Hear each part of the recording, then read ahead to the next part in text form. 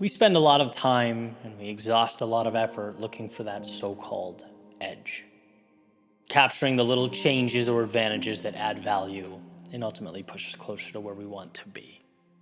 Right? These so-called life hacks are everywhere, from you name it, reshuffling daily tasks to activities, exercises that enhance our performance, food, supplements, apps. The list goes on. And I'm speaking broadly here intentionally because that quote unquote edge could mean a million different things to a million different people. Obviously, tremendous value there in finding ways to become better, faster, and stronger. But why this topic excites me and what I'm specifically looking forward to exploring is what I believe to be the most important advantage there is, and that's consistency. Consistency, the unsexy, unremarkable answer, right? But you can always distill everything else down into that simple art of showing up, being there every day. To me, that begins it all. That will always be the foundation we build everything on. Over time, it becomes the reason you win or you lose. And I believe that wholeheartedly. Like, nothing matters if you aren't locked in and repeatedly making the daily effort. No pill is going to make you a starting point guard or a stellar performer at work or, an amazing parent. That's dedicated, concentrated, consistent effort. A metaphor I like that demonstrates this process to me is trying to get fit, right? Whether you run or go to the gym, whatever it is, it's much easier to stay home and take creatine, protein, supplements than to actually show up to the gym every day, than to actually put in the miles every day, right? But without showing up, all that other stuff is meaningless. And that's the heart of what I'm getting at. Right? It's the lifting that's transformative. Everything else is supplemental. It's even in the term, right? Supplements. Now, is this obvious? Sure. But man, do we forget the obvious, and there is a hefty price for doing so. It's like, yeah, we should look for advantages along the way. And this becomes more and more relevant, the longer we've been immersed in the process. Those little details mean more and more, but they never mean more than having a goal and committing to it every single day. Never forget that. Showing up is power. There's a few quotes I like by James Clear, who's considered by many to be an expert on habit building, that hammer down on the power of consistency. He says, improving by 1% isn't particularly notable. Sometimes it isn't even noticeable, but it can be far more meaningful, especially in the long run. It goes on to say, if you can get 1% better each day for 1 year, you'll end up being 37 times better by the time you're done. And I think that's what gets me, right? That line, 1% better every day means 37 times better in a year. Nothing can replicate that. There are no shortcuts to arrive at that type of progress or growth. None. And sure, the environment can change. There are times where the landscape shifts right under your feet. You have to reach further outside your comfort zone than you ever have. But that's still a product of your commitment to improve every single day. The context changes, the details change, but you still show up. 1% is essentially a rhythm. It's automated. It says, just like breathing air and drinking water, this is what I do. $1 in the bank every day.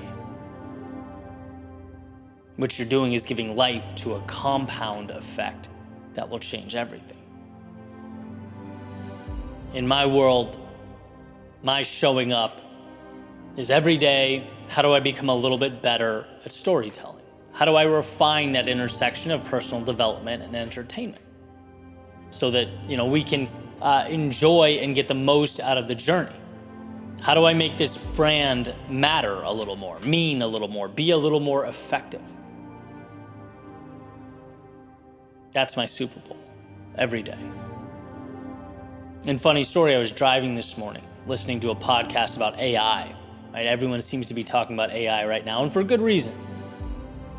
I heard one of the guests say that in 10 years, there will be two types of businesses.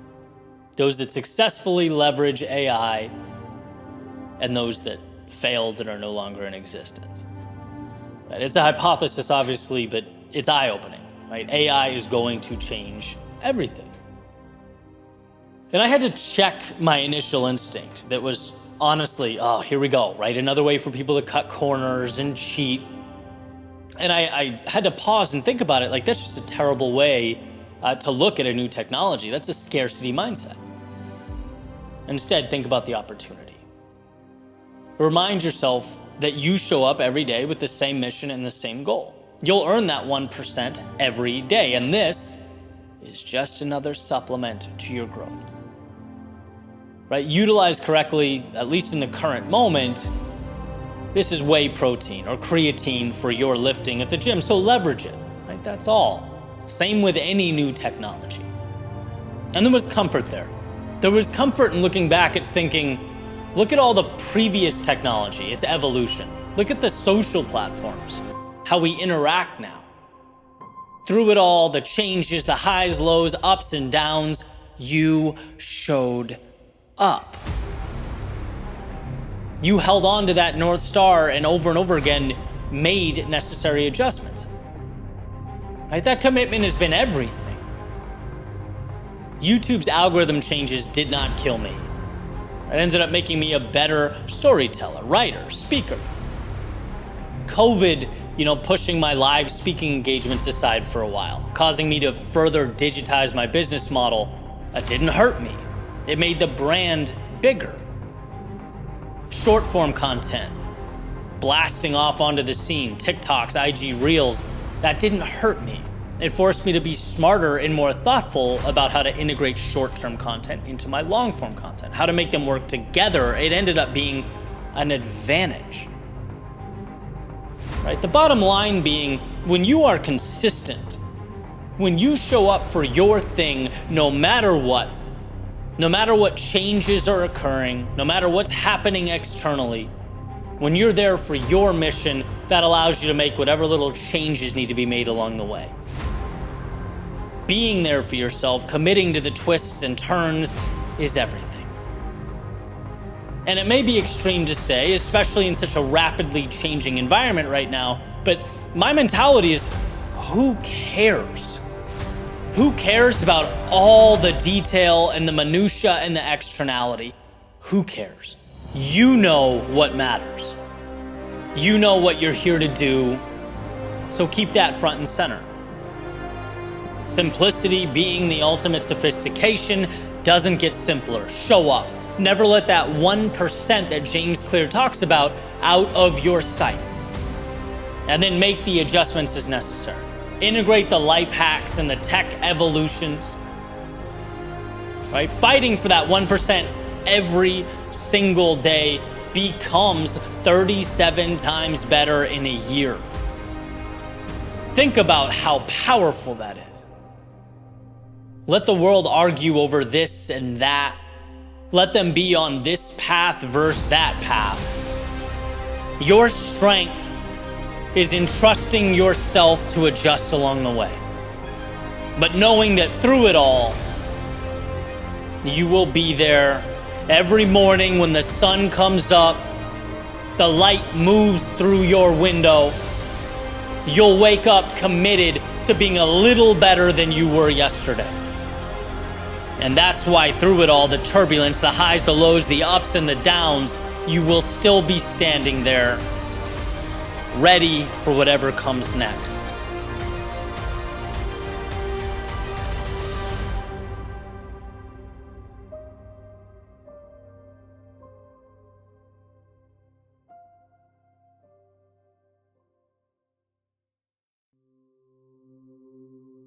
You weren't put here to live in the shadows of life, to exist beyond the sun's grasp, to stay on the outside, looking in. No, you weren't put here to live in the shadows of life. It's important to remember the difference between now and forever, the distinction between today and tomorrow, because from time to time they look deceptively similar, especially when we inevitably find ourselves in the darkest of times, when despite our best efforts, our world is reduced to shadows, void of hope. When tomorrow and today have merged into one endless entity, it always seems to be in these times that we forget that right now is just a moment, not an assigned permanence, but a bridge to something great. As Viktor Frankl says, if there is meaning in life at all, then there must be meaning in suffering. We all suffer, we all hurt, we all go through periods of time where we can't see or hear or feel anything beyond the darkness we find ourselves in, but it's there. Darkness cannot be defined without light. It's in the definition. Darkness is a partial or total absence of light. They need each other, darkness and light. The one thing that can bring darkness to its knees is out there, everywhere, all around it. And if there was ever a reason to be hopeful, enthusiastic, if there's ever a reason to believe, it's that a new life is always a light switch away. It's that darkness is as temporary as the day. And the antidote requires only that you believe it to be true. Only that you find the resolve to reach one foot out, to remind yourself of the sun's warmth and the infinite beauty of a world beyond this temporary darkness, because you weren't put here to live in the shadows of life, but to reemerge like a rocket through the Earth's stratosphere, to swing from star to star like life is a playground and you make the rules.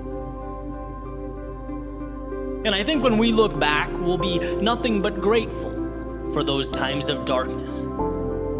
They, in a sense, prepared us for the road ahead by giving us what we need most: perspective, life lessons, a roadmap to follow. Because you don't appreciate the light, the sun, the clear blue skies, the wind on your face, the sound of the waves, the chirping of the birds. No, you don't see the beauty in any of that until, even if for a moment, it is taken away.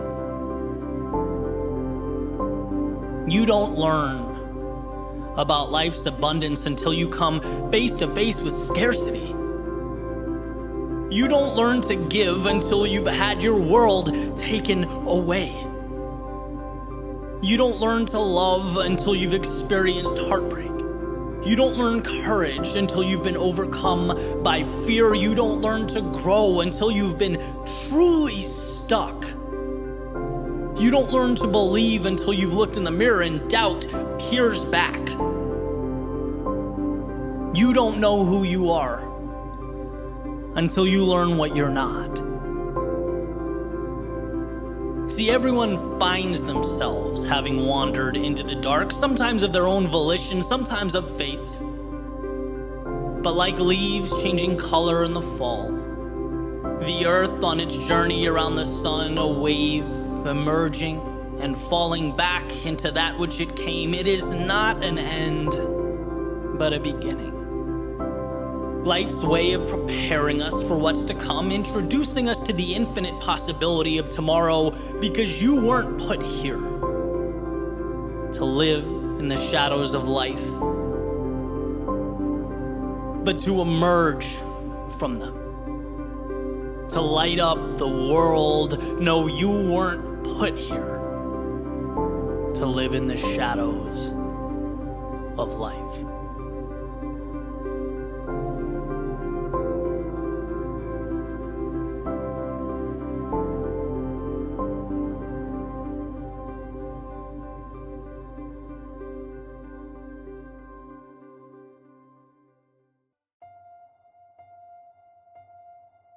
It's time. The world will not stop spinning.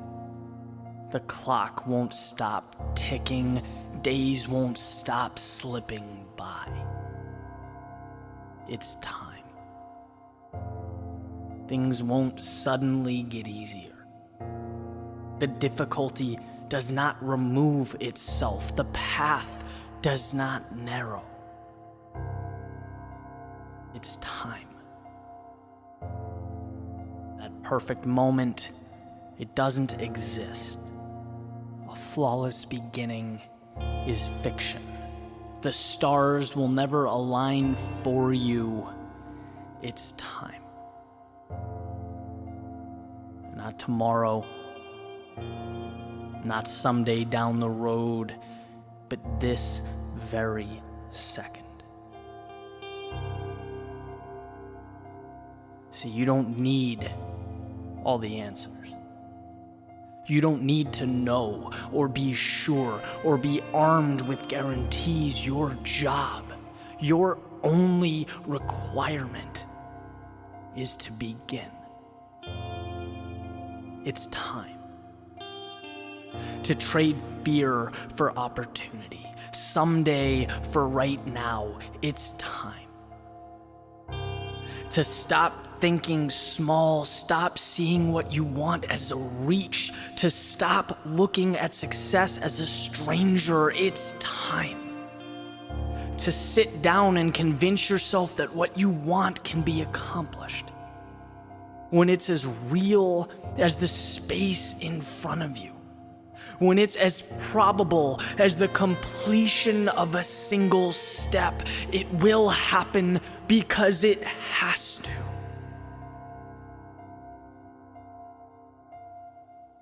It's time.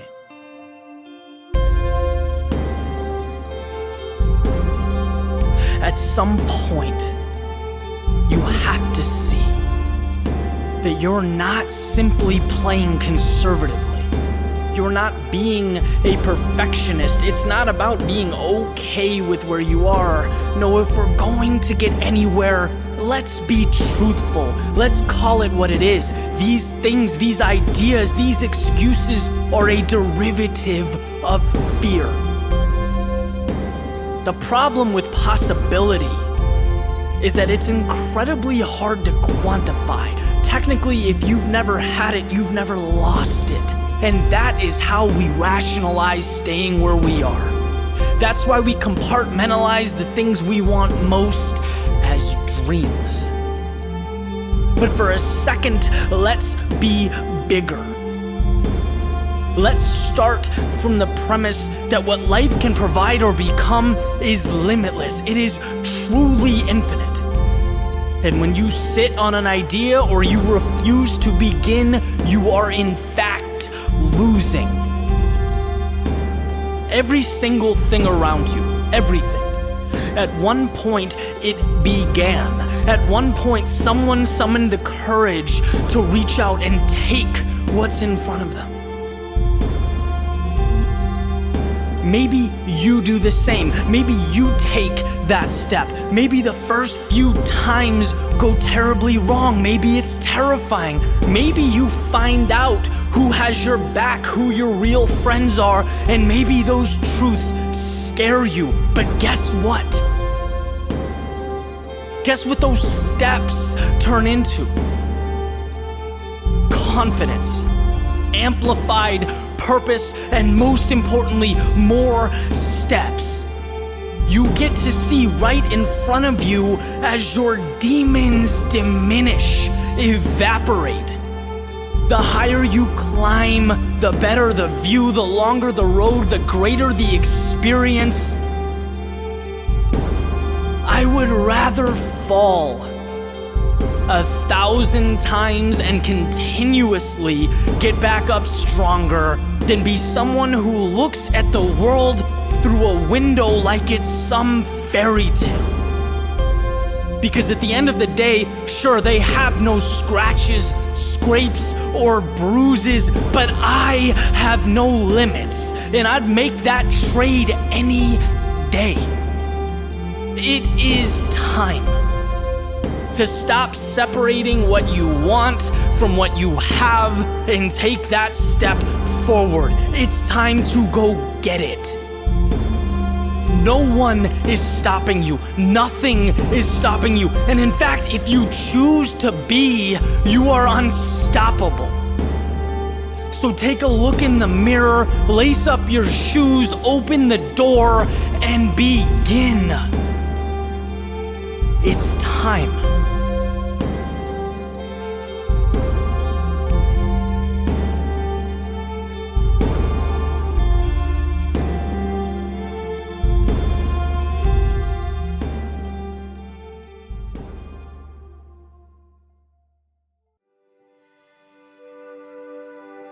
Every run tells a tale.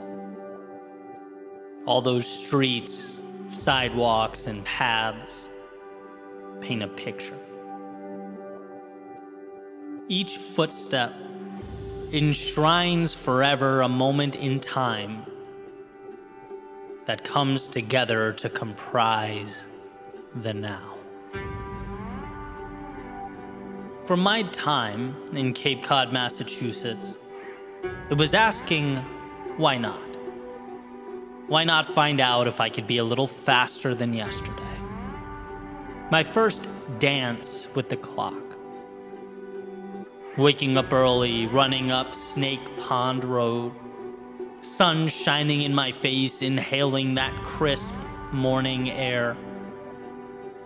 It was running along the canal, where the distance was precisely mapped out in paint on the ground below, tattooing a path that seemed to go for as long as I wanted to push forward.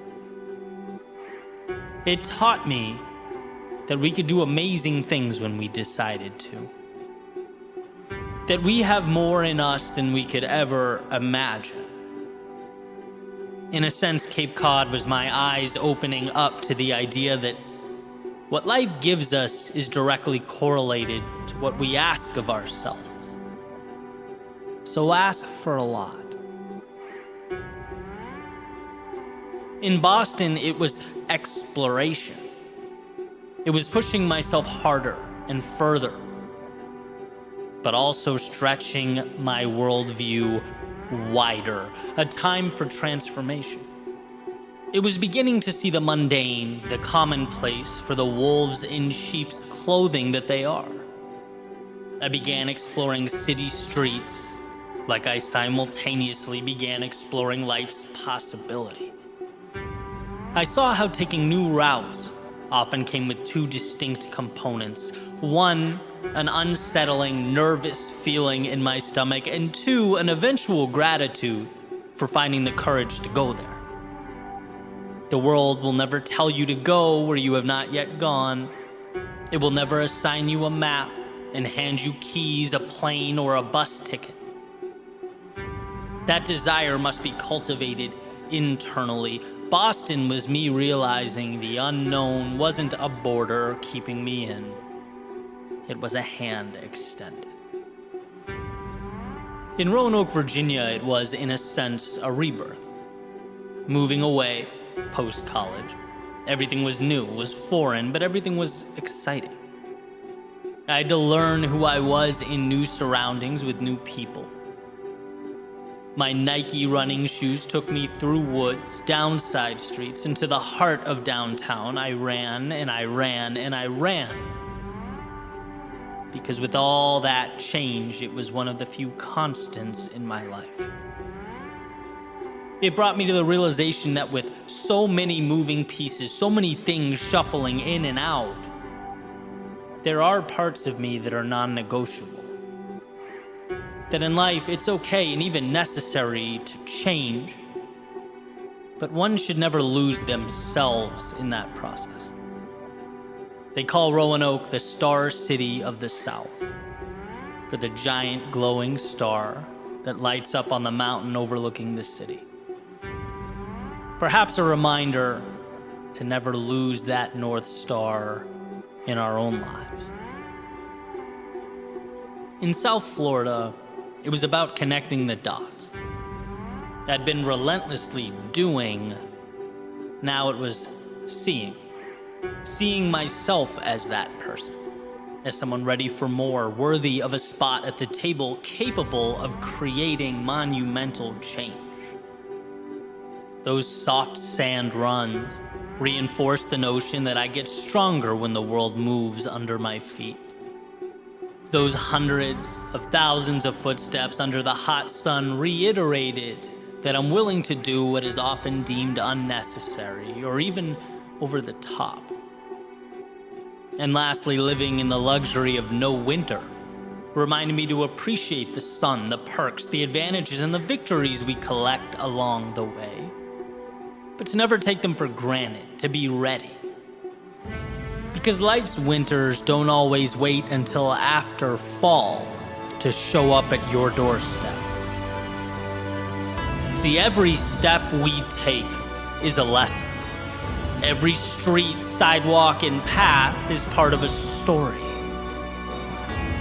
And sometimes we don't understand until we look back at the chapters.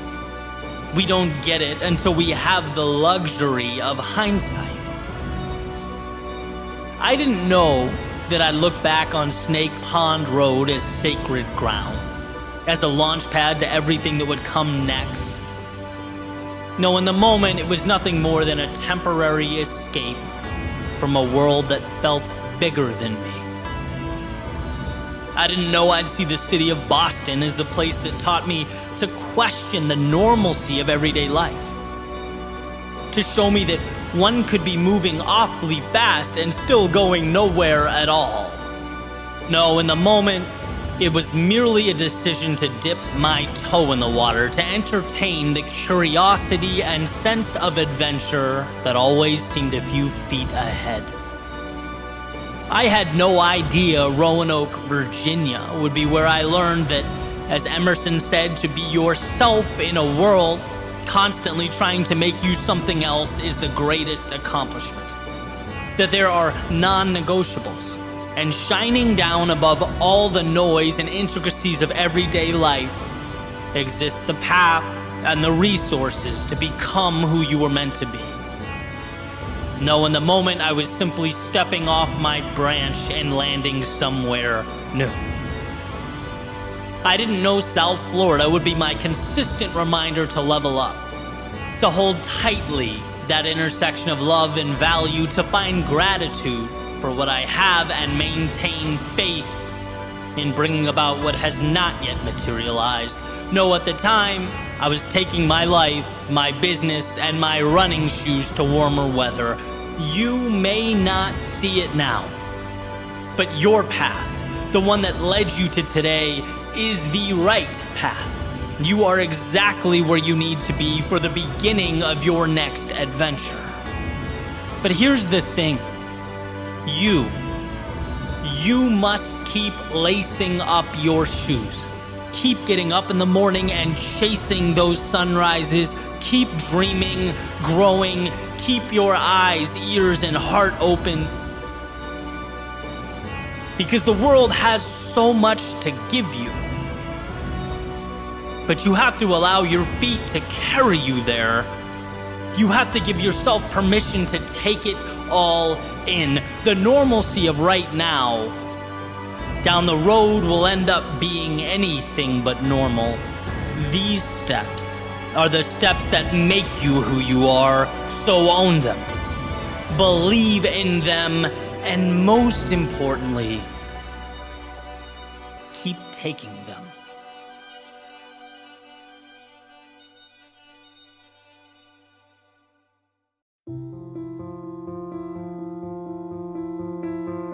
Human beings don't see, we interpret. We don't take in what happens. We take in the implication of what happens. Everything in our world is story. It's similar to the idea of two ideologically different news organizations, right, reporting on the same event. Neither will be completely factual. They'll both uphold their individual narratives. They're not black and white. They're interpreting gray space. And our individual lives are no different. We are our own broadcasting channels, using data to support our individual narratives. See, we know what the story's going to say before the story occurs because we will make it so. We'll make life fit our beliefs. That's what it means to be human. And so here's where the value lives in the context of this message when we find ourselves in a consistent state of despair or frustration or anxiety.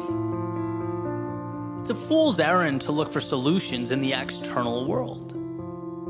Because everything we find, everything we come across will support our current beliefs, our current story. That's what will keep playing in our heads, and it's why money can't bring fulfillment and another person can't take you from incomplete to content. It's why status will never equate to happiness. Those acquisitions are like putting premium fuel in a car with a broken engine. It's just not the answer that we hoped it would be. To change your world, you must change your story. Whatever it is that needs to be changed. The location, the objective, the characters, maybe the journey altogether. But it's the neural network behind your eyes that must change, not the detail it takes in.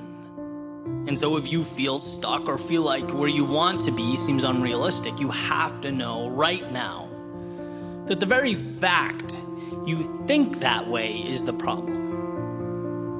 So ask yourself, not your girlfriend or your boss or your neighbor, but ask yourself what a turnaround looks like. Do you know? Or have you acclimated to being unhappy? Have you even asked yourself what happiness looks like? Or is your personal broadcasting channel so hell-bent on ensuring your life outlook stays the way it is that it's not even paying attention to the data it takes in? See, I believe wholeheartedly that the first step in any facet of transformation is remembering that you have control, that things in your life that bring you down or hold you back can be changed. In fact, the very things working against you can work for you. But you have to be aware. You have to think about it. Now, I'm not a believer in magic, right? I don't think you sit back, say, I don't want to be unhappy ever again, snap your fingers and smile until the end of eternity. But I do believe that once we're aware of our manufactured shackles and our self-imposed limitation, we can start chipping away, doing the 1, 2, or 3 small things every day, tiny swings at the tree until it falls. Right? If it's, I'm not happy with my work life, well, what does a better situation look like? What bridges that gap? I'll wake up 20 minutes earlier on weekdays and master Microsoft Excel. I'll send one message on LinkedIn asking an expert about the field I want to move into. I'll read 20 pages a day in a book related to business. You think those things are small? See what they look like compounded in a year. Not only that, this is the most important part. You are taking the power back. You're taking control. And that's what feels good. That's where we get our identity.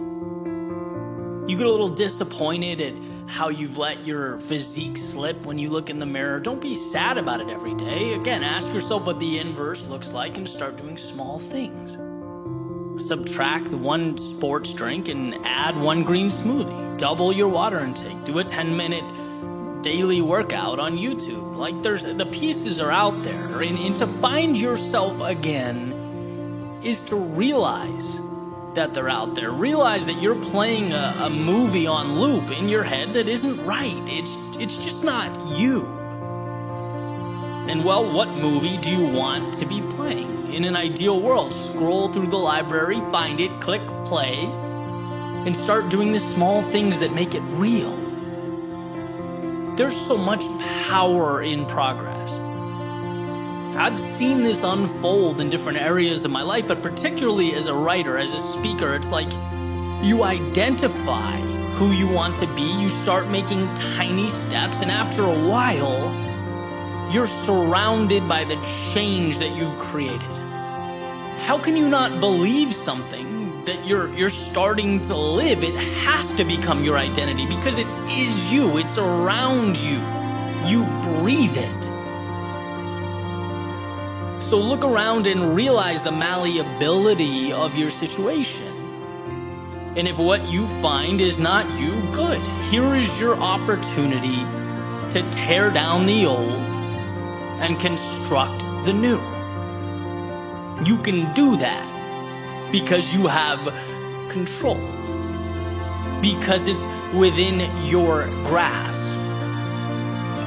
So start the new movie, the new story, make yourself the hero, and set out to find yourself again.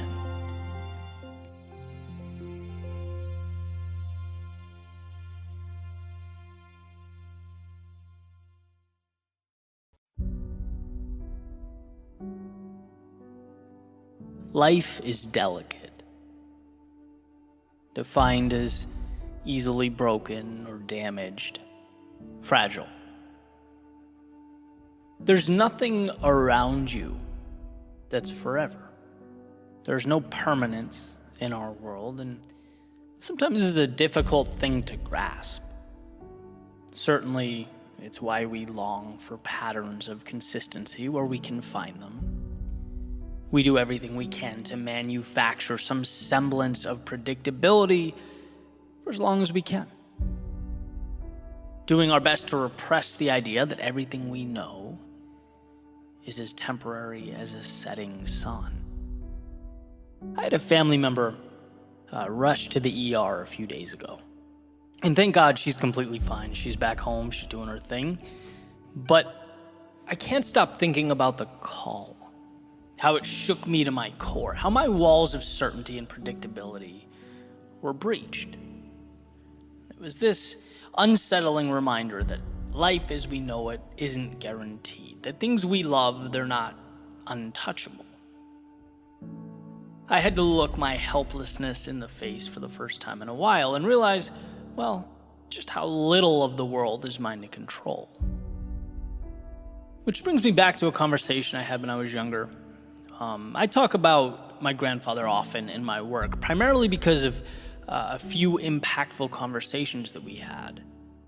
And it's interesting to me how relevant they continue to be. I remember a handful of times we talked from childhood, and it's like I piece them together retroactively. Things make sense as I get older and kind of figure out what it all means. One of my last conversations with him, we went to this little diner called Leo's along the Cape Cod Canal. And he said to me, there are things now that seem impossible. But as you grow and you get older, they make sense, right? Even the most challenging things become manageable.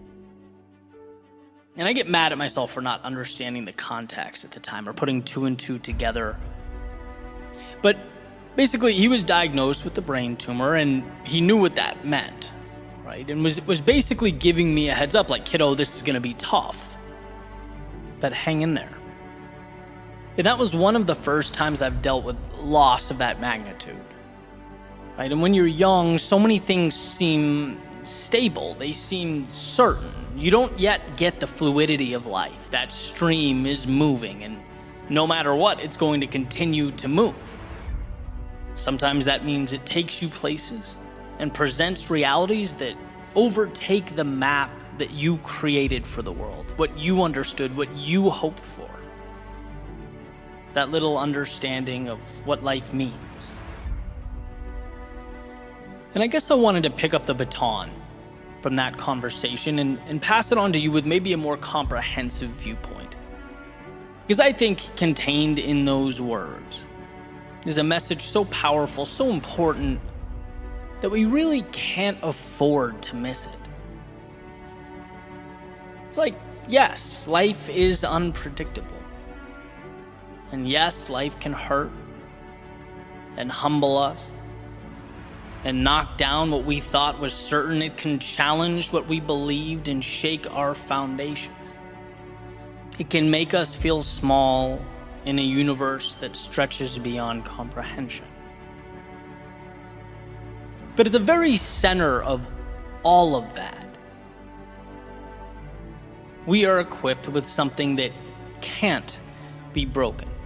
The only thing that can't be ripped away. The sun around which everything else revolves, your ability to endure, your strength to carry on, to take one step forward. Whether it feels like you're entrenched in the depths of hell or swinging from the stars in the sky, your resilience, your ability to not only handle life around you, but rise from the ashes of its turbulence and its misfortune, that will never leave you if you don't let it. Viktor Frankl has said, everything can be taken from a man, but one thing, the last of the human freedoms, to choose one's attitude in any given set of circumstances, to choose one's own way. See, life might be more than we can control or comprehend, but amidst the might and power of its ocean, our determination is unsinkable. And believe me, there are times when you hear this and think, well, okay, that doesn't affect me. I'm good. I'm doing my thing, right? Just like I did sitting at that table over eggs and bacon that morning. And man, I hope that's the case, and I hope it stays that way. But life has a way of keeping us on our toes. It never lets us stray too far from the realization that to be human is, in some way or another, to suffer. It's inescapable, and that's not to scare you. It's to remind you that, one, storms will come, and two, regardless of how heavy the rain falls or how loud the thunder roars, it will pass, and you are strong enough to hang on until it does. That as you grow and as you evolve, you become more and more capable of seeing the inevitable, not as the world's personal vendetta against you, but as your time to dig deep and find within yourself the strength and the courage that was there all along. And that's what that morning was. A message that, look, what's coming will hurt, but you can handle it. And not only that, every time life brings you to your knees, you get back up stronger. That doesn't mean it's easy, but the point is not that it's supposed to be easy. It's that you're capable of handling a world that is not easy. You're capable of navigating a reality that is not simple, a sea that is not smooth sailing. You're equipped to handle the complex. And sometimes that little reminder is the greatest gift one can receive. There's so much I can't control, but my God, there's so much I can. The reality you have mapped out, the day-to-day, the things you've come to know and rely on, as much as we wish they weren't, they are delicate, withering away with time, susceptible to the intricacies, the trials and tribulations of life. But your heart, your soul, your world within, that is untouchable. It's the divine, the sacred, its strength limitless, its breath endless. So remember, even in the darkest of times, you are the very light you long for. And as long as you believe that, there will always be a path.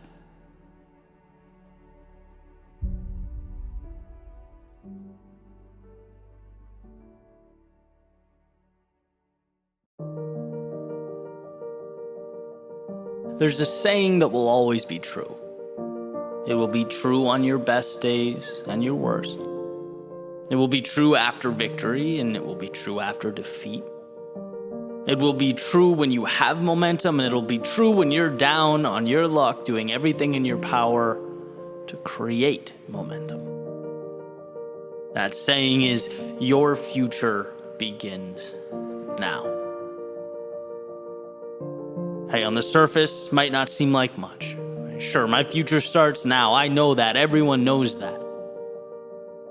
Well, if that's true, if everyone does in fact know that, why do we spend so much time stuck, reliving our past, unable to break free? Why do we remain terrified to change? Why do we feel such a connection to who we were, how others saw us? Why must we remain loyal to the character we've been playing in our mental autobiographies? See, here's the thing about the past and the future. One is fixed, can't be changed, and the other, well, it's waiting for you to tell it what it is.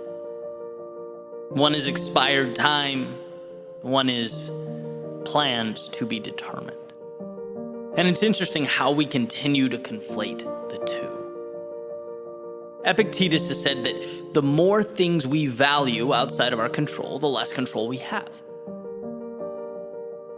Well, I'm going to be the messenger here, relaying the precious truth that yesterday is in fact out of our control. What can be controlled is where we go from here. The next step. Meaning today is not your failures. It's where you take those lessons. It's not your mistakes, but it's what the stronger you can now endure because of them. It's not the dreams you let slip away, but where your pursuit might take you now. And yeah, yesterday certainly contributes to your outlook, as all information does. Its value considered, its impact assessed. It guides you, but it's not you. And that difference is astronomical.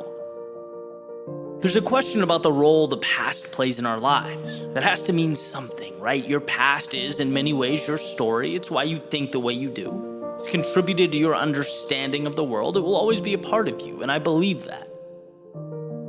But I also believe the past is a story.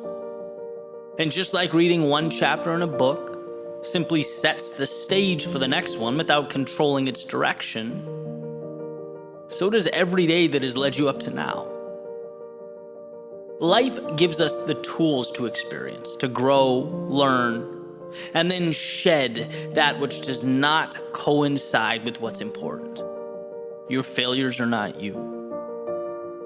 But they are precious in that they push you towards what you'd like to be. See, you can experience something and not be that thing. As Kierkegaard says, if you label me, you negate me. If you proclaim me to be X, you're essentially stealing from me the infinite possibility that is the future. Yesterday has nothing to do with what I can become. And so taking it a step further, never mind being labeled by someone else. How could you label yourself and see it as anything but self-sabotage? See, you're never defined by your past, but always learning from it. It's not who you are. It's the cheat codes for what you can be. Without that winding road of misfortune and mistakes, the incredible expansion we long for doesn't materialize. Imagine if everyone who ever felt down in life, felt like a loser, who temporarily lost hope. Imagine if they looked in the mirror and said, okay, this is who I am now. There would be no triumph in the world. Because anything meaningful requires the resiliency to map our way from the hell that was our darkest moments to what will become our proudest moments. Destiny. Destiny means that you separate the finite from the infinite. What you used to call yourself has prepared you to move towards the horizon. But what you used to call yourself is also as irrelevant now as those seconds that you watch tick away. Seconds that maybe you're not proud of. Seconds that perhaps taught you about the world. Seconds that gave you a glimpse of what's possible, unveiled the happiest of times, all of it. In its own unique way, it brought value, but none of it is your future. Why?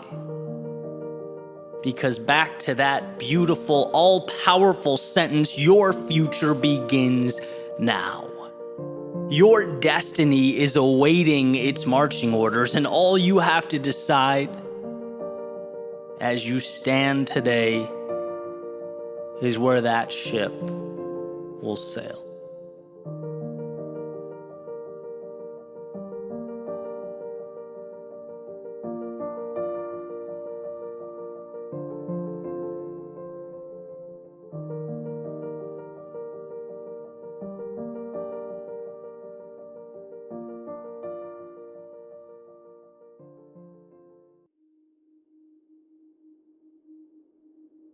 Everyone wants to change the world, but no one wants to change himself. This was written by Leo Tolstoy in reference to people's proclivity to point out at the world and project blame rather than to point in at themselves and ask, why? What can I do? Right? How can I be better? Which, when you think about it, is basically a shark forfeiting its bite. Right, or a bird giving up its wings. Our personal agency is without a doubt our superpower. Yet, from my vantage point, it sometimes feels like we're walking away from that superpower a tiny step at a time. Little by little, day by day, we're allowing greatness to fade while bringing about the death of the hero. And well, that's a pretty big claim. What could I possibly mean by this? It's funny, when people ask me what I'm most proud of, my mind pretty quickly goes to my work, the brand that I've dedicated the last almost decade to building. But I don't think that's right. I think it's a product of my answer, but it's not my answer. What I'm most proud of is chipping away at the monster that is the victim mentality. My default when things went wrong for so long was to feel bad for myself. It was easier to be the victim and sulk than it was to keep taking the hits. It's like a cheat code. When you can just bask in your sorrow and hate the world, you don't have to do anything. It's like a giant ibuprofen for the discomfort that is life. But it relieves the symptom, not the cause. And to understand, to overcome this worldview is like being gifted with a new pair of eyes. And what I learned was that self-pity, it gets you nothing. It leaves you resentful, disappointed, envious, wandering down a path that is not your own. What I learned was that my story needed a hero. That's why as I grew, I spoke about the power and the beauty of doing the difficult thing.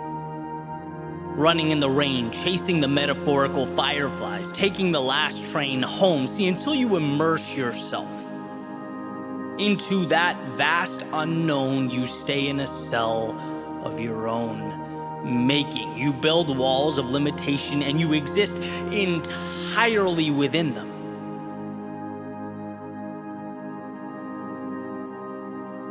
And as time has progressed,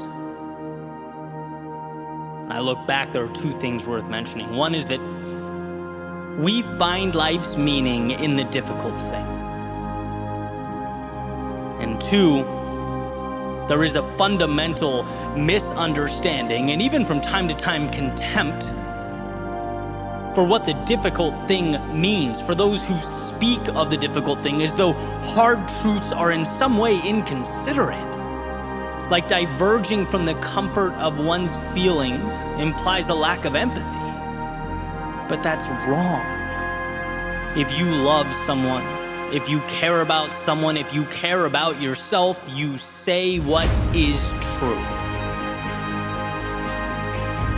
And what is true is that the shelter and the temporary comfort of victimhood is a high not worth the withdrawal, not worth the suffering. It got me nowhere, it will get you nowhere, and that is a reality that will never cease to be true. We live in a world that's been shaped entirely by those who found the courage to do the difficult thing. Everything around us is a product of the courageous decision to take the now and bend it. And that means taking hits. It means being criticized. It means by definition you are choosing to be uncommon. You're choosing to change things, yourself, and by default the world around you. There's nothing wrong with being common. Quitting is relatable. Failure is relatable. Falling short is relatable.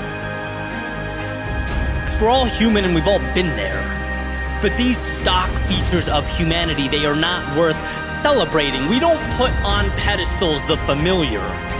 No, we put on pedestals the times that we've reshaped the familiar. And a world of participation trophies is a world that has disincentivized that which makes life worth living. It cripples the very pursuit that ignites the soul, a push towards the extraordinary. It's time we resurrect the hero. See through the facade of short-term comfort that leads to long-term emptiness. In a world where attention is currency, it's time we acknowledge the payment we receive when we play victim buys only despair. Sure, we're flawed. That will always be true, but we are capable of manufacturing greatness. We're capable of capturing hearts and captivating minds. If you could only see within yourself that story unwritten. If you could feel the greatness that awaits, the roads to be traveled and mountains to be climbed, there would be no debate. There'd be no hesitation about that march to the belly of the beast. If only to show that our demons exist solely where we allow them to. Resurrect the hero. Fight those battles that light you up. Blaze your trail through the valley of darkness. Take that path unknown to the common man, unseen to those who live within the confines of what is. Resurrect that hero because you need you, because the world needs you. There's no time to be down or sad or dwell on the mistakes of yesterday. There's too much on the line to pretend that settling was the plan all along, or to point at the obstacles with disdain and hatred while life rotates around you. No, resurrect the hero. Resurrect your answer. Resurrect the person you were meant to be. It may not be simple or intuitive. It may cause you to give more than you knew you had. It may not be easy. But my friend, easy never changed the world.